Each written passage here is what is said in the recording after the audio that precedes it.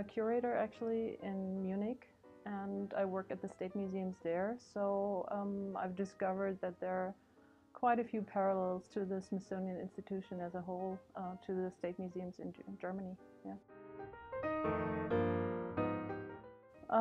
I'm a senior fellow here at the Smithsonian American Art Museum this year. I'm here for 11 months, and I will be doing research on early Andy Warhol drawings, a field that surprisingly has not been paid much attention to by scholars, and I'm so looking forward to it. We have great resources here, and I'm very happy to be here.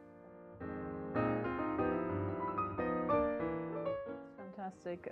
I've only been here for 4 weeks and my adrenaline is flowing because I've ordered stuff from the archives of American art. I went down to the library here, just pulled the artist's file on Warhol and discovered the most amazing things, and it's just, it's heaven.